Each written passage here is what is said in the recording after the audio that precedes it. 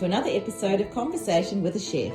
I'm Jo Ritty and I love sharing with you the conversations I get to have with talented and passionate chefs. It's the backstory, if you will, to the food they're putting up. I begin today by acknowledging the Wurundjeri people of the Kulin Nation, traditional custodians of the unceded land where this conversation takes place, and I pay my respects to their elders past, present and emerging. Ben John is the chef behind BistroX at the StandardX in Fitzroy.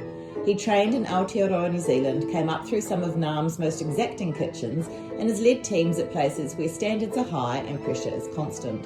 At BistroX, he's building something deliberately more relaxed, a neighbourhood bistro inside a hotel that doesn't really feel like a hotel at all. We talked about suppliers and seasons, about teaching young chefs properly, about breaking down whole animals, and what leadership looks like now compared with when he was coming up. We also talk about balance, longevity, and how to stay generous in a demanding industry. I really enjoyed this conversation with Ben, who's thoughtful, grounded, and deeply committed to the craft. Hi Ben, it's lovely to talk to you. Lovely to talk to you. And I just walked in here and it's really beautiful. There's so much to look at. It feels really arty and relaxed, and the music's very zen, kind of like hotel costes kind of music. Yeah, it's a little bit different to your standard hotel, I think. I mean, that's just right there in the sentence, right? Different to your standard. So oh, that's right. Yeah, I mean, StandardX has got quite a nice little design flow to it, and I think it suits Fitzroy quite well. Yeah. You can walk in here and it doesn't feel like you're walking into a hotel. No, that's right. You know? And yet you can look across the road and there's like some amazing art on the wall. Graffiti art, or what are we calling street art. And how long have you been here? So I came on board probably about 4 months ago at the start of the pop-up with Shannon. Yep. And then once the pop-up ended, then I took over. Yeah. And so tell me about BistroX. What's the vibe? So BistroX, we kind of want to go down that road of being a really friendly neighbourhood bistro. So unlike kind of having the French roots where Shannon focused on, we're still going with those nice French roots at the beginning, but then we want it to just be a little bit more approachable, where I think Melbourne being so multicultural, you have that nice kind of, approach to food where you might see a little bit of Middle Eastern flavours. You can see some ingredients coming from Asian cuisine or, American or French or anything really. I mean, the Australian cuisine now, I think, is it's relaxed in the sense that you can put a little bit of everything as long as you're focusing on the ingredient and, using suppliers that you trust. You can kind of get away with doing anything that people know what they can see in the plate, So that's kind of what we've taken into heart here, and it's just friendly, it's approachable, it's fun. You can come with a partner or a friend or a date, an anniversary, or just a good night out before a movie. I think it can be anything like that. Yeah. So when you come in and it's carte blanche and you can create a menu, where do you start? You've got to start with the supplier, right? The supplier and the season for me. Like, I've been in Melbourne now since 2014. I came over from New Zealand, and I think for a long time I've always kind of used the same suppliers, and you start to, become more than just a supplier-chef relationship. You know them by name, their family, or their wife, and etc. And you really kind of build a little bit more of a connection. You get to go to their work, and I've seen plenty of times where they're getting the produce or who the farmer is. And once you've kind of got that, I don't really think where you are or what type of restaurant you're opening up. As long as you kind of go to the people that you trust with the ingredients, then you've already got your base to open up a great restaurant. Yeah. Do you ever is it hard to get those suppliers? I mean, do you have to prove yourself to them? Because I'm thinking about some of those top tiers that a lot of restaurants say, oh yeah, we use this person, and you think, well, there must only be so many veggies they've got. Do you have to, is it hard to get in with them? No, they're pretty approachable, right? Like a lot of them, some people might not know about, for example, we just had a really, really incredible asparagus season, which the peak asparagus season kind of finishes now. But most people go to the vegetable market or get it from the standard supplier, not knowing that there's certain people who only grow asparagus, right? Like John Hobson, him and his wife Pam, they've got a little farm down in Pakenham, and they purely just grow asparagus and baby sweet corn. Wow. And when you kind of get those suppliers in your life with cooking, and you make good friends and you look after them. You only go to them and drive to the market and pick it up by hand. You know how the season's going, you know if they're struggling, you know if they've got a lot or if it's going to slow down. And I think, you know, their approach is they can serve everyone, but they might not deliver it to your doorstep. You're going to go to them, right? So it can be a little bit more difficult at times, but I think that's the fun of it. Yeah, that's right. So are you able to change the menu often then? Yeah, of course. Yeah. Because I think it feels like that's a luxury in hotels, although I know that's changing. I know that hotels, especially in Melbourne, are taking on that more restaurant approach, aren't they? I mean, you have to. Obviously, like, you've got to be careful these days with the type of menu that you create. So it can still be hyper seasonal, but at the same time match your demographic and the people who are around, right? But as long as you're following the things that are in season and the produce that's good, it's going to be cheaper that way anyhow. So what would be an ideal way, so say I come in here on date night, what would be the best way for me to appreciate your menu? Do I start with, are there smaller snacks and things, and then do we work through? So we've got a couple little snacks to start. Then the entree part of the menu is pretty open to sharing. So it's you know, a lot of the dishes, for example, like the prawn cocktail or the duck liver tartlets, octopus, things like that, they're very easy to share. So you don't feel like you're kind of getting into that route where you've got to be like, okay, well, I'll get this and you get that, right? And then when it comes down to the mains, that's also quite approachable to either have something of your own or share as well. And that's kind of what I want to focus on in here. It's very easy to be, you know, okay, great, we can have a big party and share everything, or I can just get my own dish and go down that line of, you know, picking at it. So yeah. So what's a main that well, I'm sure they all stand out, but what's an example of a couple of the mains here? So I try to use almost like one of each type of protein, especially in a hotel setting. You kind of have to be a little bit more broad, I suppose, with your menu as well, especially because you might have people coming from overseas and stuff like that, right? So nice dish. I mean, the chicken is fantastic. You don't sometimes see chicken too much on the menu. It's often like overshadowed by things like the beautiful beef and porks and stuff like that. So we do a lovely half roast chicken with sauce romesco and crispy kale, which is delicious. And then you kind of a little bit more high-end things that again are easily approachable. We've got some beautiful Denver, which is from David Blackmore.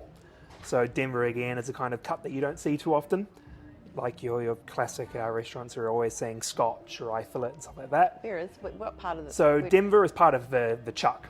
Okay. So when you get the very large chuck, you generally find about 5 or 6 different mussels in there. Yeah. We break that all down, and right in the centre you get some really beautiful Denver. It's got some lovely marbling, and cooks up beautiful. It's kind of similar to like a bavette, which is a lower sirloin, you know. Yeah. And we just serve that with peppercorn sauce. It's absolutely delicious. And then all the other trims we can use for our burgers or making pastrami and stuff. So it's a great cut. It's very versatile. Oh, amazing.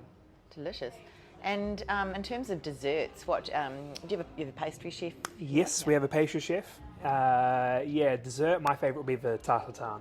Oh, yeah, I think I've had a tartatan on my menu for as long as I can remember now. So I've done it with every which fruit you can imagine, but we just do a really nice pear tartatan here. Oh, nice. Yeah. It's a challenge. It's a big dessert, so you definitely want to have it to share between people. Yeah, every right. now and then you get the person who thinks they can tackle one by themselves, and more often than not you can't. Yeah. But Nice, it's delicious. Lots of caramel, lots of ice cream. Yum. That pastry on the top is just really nice balance between like that crispy and chewy kind of toffee-like lid. Yeah, it's fantastic. Tartatan's one of those things that, it's great, the story of it being a mistake, that someone dropped it on the floor. I don't know if that's true or not, but it's like one of those things where it's so delicious and it came from a mistake, like champagne, right? It's like the best things come from mistakes. Yeah. We need to embrace our errors. No, it's a fantastic dessert. Yeah, nice. And do you do room service as well? Yes, we do room service. Yep. So does that have to tend to be a bit more comfort? Food, I mean, the room service will go down the line of doing like a really good steak sandwich or a Wagyu burger or pastrami sandwich, again from the offcuts from the Denver. Kind of things that going to be a little bit easier to just take them to your room and enjoy. And the rooms upstairs aren't designed for room service. No. So unlike your traditional hotel where you might have like a large table or a balcony, the rooms up there are a little bit more simplistic in the approach. Yeah. So we don't want to go down the line of someone wanting to order like a ribeye or something, right? And then eating cutlery and wine glasses. Yeah, right, I see. We want to have to be able to bring up a bag and you've got a really nice burger or a sandwich or something like that, simple salad. That's going to be easy to have up in your room, but the idea is to get them to come downstairs. And do you have a sense of like the ratio of people dining in who are staying here to the people who are not staying here? Yeah, it depends. We actually do quite good with people coming from the outside. Like even on breakfast, I'd say we're capturing around about like 45% of the guests that are in the hotel. And then the rest all come from outside. We get a lot of that you see on the weekend when the morning market's going. So that helps a lot. Obviously, a lot of people see the restaurant full and they come on in and give it a try, which is great. It's one of those things where if you're walking by another hotel, they're quite difficult to see into. Which is at least what's nice with this is like all the wide open windows are right there at the restaurant. So you don't really feel like you're walking into a hotel. You're getting people seeing it from off the street and people sitting at the window still. You get a DJ playing in the corner. So I think it's nice in that way, right? And I feel like sometimes in hotels you're not sure if you're allowed to go in because you're like, is this just for people staying here? Whereas I think obviously, as I said before, those times are changing. And is it busy, the hotel? Yes, the hotel's really busy, which is great. Because there's heaps of hotels opening, so it's good to know that there's good competition, but that they're sharing the load. I mean, this would be a funky place for someone to come and stay if you were definitely. And it's a great place, right? You're so close to everything. Seems to do around here, so This is your first hotel? I actually started in hotels. Oh, did you? Yeah, my very first kitchen job was at the Hilton, way back in the day. That's where I did my apprenticeship. Yeah, in Auckland. Yeah. So I was there for about 5 years before I came over to Australia. Okay. And I haven't done a hotel since until now. So. Yeah, wow.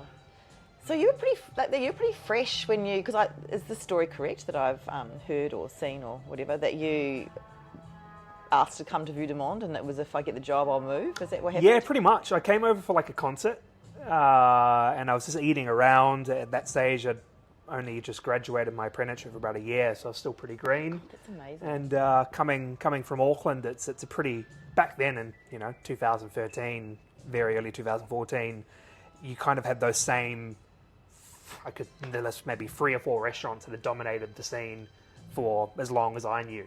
And then coming into Melbourne, it was just like, okay, far out. There's a restaurant in every corner and they're all amazing. Yeah. So I must have spent my life savings in about a week. Yeah. Just on whining and dining every day. Yeah. And I went to Vue de Monde and it just absolutely blew my mind. So I think I was sitting there at the end and had my CV on me and everything and said, look, if I moved over, got to get a job. And the chef was like, yeah, look, if you move over, you've got a job here ready for you. So within about 2.5 weeks, that was it. That's amazing. So there must be something, well, obviously your CV was impressive, but there must be something about you because not everyone could do that, right? So that's... No, I mean, it's like... Take that back. Definitely, you could. I think, like, especially for me, what I would want to see is it's tough now. You see a lot of resumes and applications for a job just coming in off Seek, right? Yeah. Gone are the kind of days where someone comes into a restaurant first and they sit in the dining room, they have the meal, they're seeing what the chef is about and the restaurant, and then actually walking up to them in person, giving them a CV and being like, oh, I moved my life over for you. If someone said that to me, I'm like, okay, great. Like, well, clearly you're passionate. Well, yeah, right. Yeah. Like if you have a young chef giving you 100%, you give them 200% back. Yeah. So I think of, I say I was lucky, but at the same time, I just put in the work and showed that I was interested. And I think that's, if anybody does it in any kitchen, you'll go far. So you came in at what position were you? I was a chef de partie when I came in. Yeah. Wow. And I feel like you have been a head chef in some really top restaurants since then. Yeah. So I left Vue de Monde after about 3 years, did some travelling, and then when I came back, I was the head chef at Verdamont at the events kitchen. So that was quite fun. And then when I left there, I ended up in Omnia. So I was the head chef at Omnia for a while. And then I also did quite a few projects with a guy called James Cornwall at Tenable Dining. Yeah. So we had things like Bonnie, Young Heart, Civil Estate, which were all really, really great passion projects. And then I finally ended up at Pure Self Dining. Yeah. Yeah. So I feel like they're all very high-level places and that you've worked in and led, and they're very exacting. How do you see your role as a leader in a kitchen? I mean, for me now, one, obviously, we're focusing on the restaurant. We want to make sure people are having a great experience, that, they're enjoying themselves, because people now know the difference between what a good meal is and what an experience is. So that's the first part. Second part for me being a leader is it's really about the next generation of chefs. I'm very, very, very big on trying to make it a place where you enjoy coming to work, you're interested, that the chef there is still the first person in the kitchen and the last to leave, that they're just as passionate as you are. And we're really showing, the younger generation that hospitality is still amazing. It's a great place to be. It's fun. It's bright. There's great energy in the kitchen. Then you can come into work, you're happy, and you go home and you're still buzzing after your service. And that's really important to me, because I think hospitality is still very much alive. Yeah. And as you were saying before we started, that you're working on Christmas Day and that you've possibly only had 2 Christmases off since you began life as a chef. That must be hard. I feel I hear a lot, and no disrespect to younger generations, that it's harder to convince people to do those kinds of hours and to be here for those special occasions and things. Is that your experience? Do you have to convince people to stay, or is it's so people?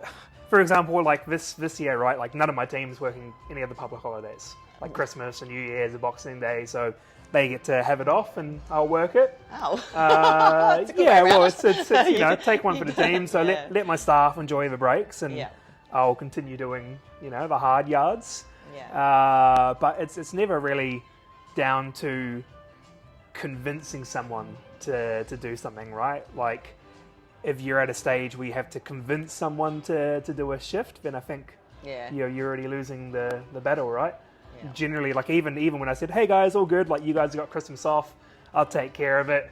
Nearly my whole team was like, "No. Like I can work and I'll come in and I'll do this." And Nice. so it's like they want to work, they want to do it, they want to put up their hand instead of just like jackpot, like see you later, chef. So I'm sure they're putting on the face, but no, it's cool. It's fun.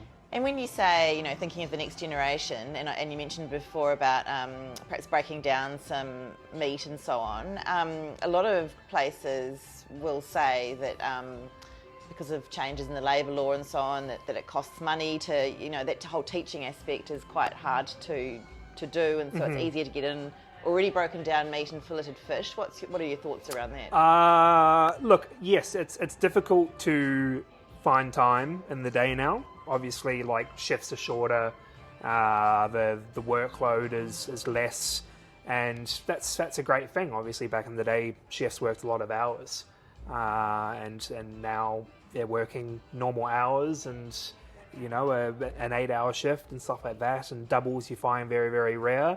And obviously, from a training perspective, there may be less time in the day to do proper whole butchery or filleting of fish, but for me, I just make time.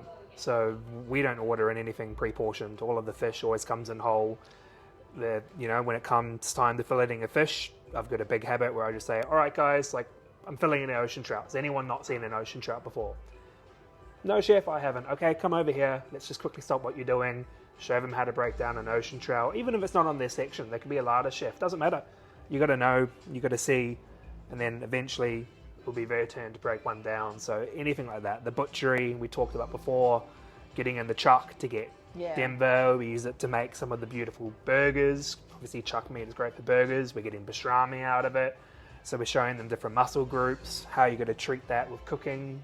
Some are great for searing, some are for braising, right? Like you've still got to understand the process of cooking, and that's really important to me. That's always how I was taught at a young age, like how to make a stock from scratch, how to make a proper sauce, how to layer flavour. If we kind of skip all those processes, then we're not really like a chef anymore. You know, I feel we're just glorified cooks following a recipe. Yeah. And that's, you know, you'll hear me saying something in the kitchen a lot of times, like being a chef is so much more than just following a recipe or looking at a prep list. You know, there's a lot of layers to it. Yeah. So. And in terms of, you know, you were saying about all the different possibilities on the menu here because of the kind of city that Melbourne is, how do you learn about new styles of cooking or different cuisines? Are you reading? Are you looking online? Have you... I mean, online now is quite good. Yeah. Obviously, the vast majority of my friend group are all chefs. Yeah. So we're often talking about, you know, hey, have you guys gone out anywhere good recently? Yeah. And when I was young, it was every time I get my paycheck, it's like, okay, great, where can I go? Obviously, it's a little bit more difficult now, but, you know, now it'll be just like looking at Instagram, like what are the chefs doing? What are some of the new techniques that people are using? What seems to be things now that people are interested in, right? Like, what are the trends? What are people finding, like, really, like, oh, wow, that looks amazing. And sometimes you almost just see, like, good classical cooking coming back to be the new trend of, like, what's popular again, right? Compared to your fast, easy kind of stuff like that. So, yeah, I'll definitely be looking at Instagram a lot, which is a great tool. Whereas back in the day, you'd see me sitting in the library going through cookbooks and taking down notes, and yeah, so the internet's a great tool to kind of see what everyone's up to and seeing it live, right? So yeah, absolutely. I mean, I am obviously just a very basic home cook, but I feel like I've used the internet so much lately, and I've got so many cookbooks. But someone just gifted me the Ottolenghi Comfort Book, and I've cooked 5 things out of it, like in the past 2 weeks, and they've all, and I think cookbooks that different levels, obviously. Like for a chef, you would probably look at some of those different ones and get ideas, maybe. But I think for me, having recipes that are accessible and that work, of course, and something a little bit different to what I would normally cook, it's actually the best cookbook I've ever been given. Yeah. Well, that's how you know it's a good cookbook, right? When you can actually open up and just cook something from it. That's right. Yeah. It's not nice. I mean, even those books back in the day, they were great to get excited about and look at things, but half the ingredients you couldn't even access. So no, that's right. You know? Yeah. So where did it all start for you? So obviously Auckland, but did you always know you wanted to be a chef? I think probably around about 14. When I was 14 years old, I decided, I want to be a chef. That's what I want to do. And I always grew up around cooking. Like, my mum is a fantastic cook, and as long as I can remember, we always had homestays, so we'd often have people from all over the world, right? And my mum would always say to them, please, you got to cook your favourite home dish. So obviously when I was like 6, 7, I was already using chopsticks and trying things like kimchi and squid pancakes, or something from Peru, right? Or like different pastas, or watching someone make sushi. And that to me was like, okay, wow, like there's so much. And I liked food, so I was always eating. But yeah, it always interested me. I think I got a little bit competitive with my brother at some stages. He's also an incredible cook. Oh. He went down the route of tattooing, but I still think to this day that if he was a chef, he'd be up there with some of the best, and he can really pull out some great dishes. So I still remember when I was young trying to make better omelets in him all the time, and when that kind of competitiveness came into it as well, I was like, yep, you know what, like this is great. So I'd go to school and have the food class and everything, and I'd be trying to, all right, we're cooking something today. Okay, I've got to put up a better dish than everyone else, and okay. I've got to make the nicest dish in the class, or I'm going to do this and make it a bit different and show off. And I kind of just stuck with that mentality the whole time, right? Like, I've got to be better. I've got to do better. I've got to learn more, and that hunger never stopped. I guess then, in terms of ambition and success, what does that mean to you now? Do you need the accolades? Do you need to have top jobs and great reviews, or is it about getting a balance and still enjoying it? I think balance is the most important thing. It's life to me is about living, right? You've got to enjoy it. You've got to have a good work-life balance. I'm married, so a good job for me is having time with my partner and then being grounded and having time for myself. Obviously, a lot of the time when I was young, I sacrificed my life or my career, and I definitely don't regret that. You know, it got me to some amazing places. And I think that's important when you're young, but then as you start to develop those skills and you're in leadership roles, it's important to, you know, find that balance between leading a business to being successful, but at the same time leading yourself to being successful, right? So, it's all about balance. As long as I've got time to get out on the road and go for a nice big bike ride and keep fit and healthy, then I'm coming to work and I'm fulfilled and I'm happy. So. Yeah. I guess it's sort of a similar question, but maybe from the other side. So just to finish with, I usually ask, you know, given all your experience, what would your advice be to young people starting out? Be hungry. Yeah. Come in, you know, wide-eyed, full of questions. If someone comes in and, as I said, they give 100%, the right person gives 200% back.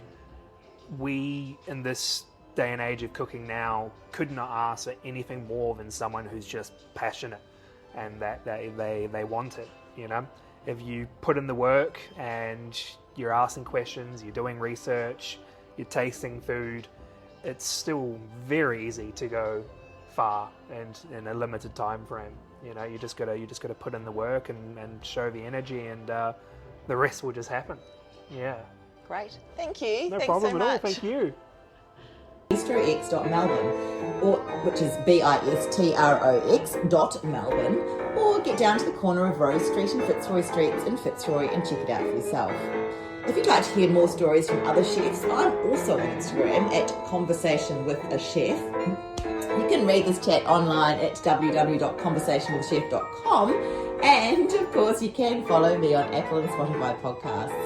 I would absolutely love it if you told a friend about my chats. I still think it's the best way to get these delicious stories out into the world.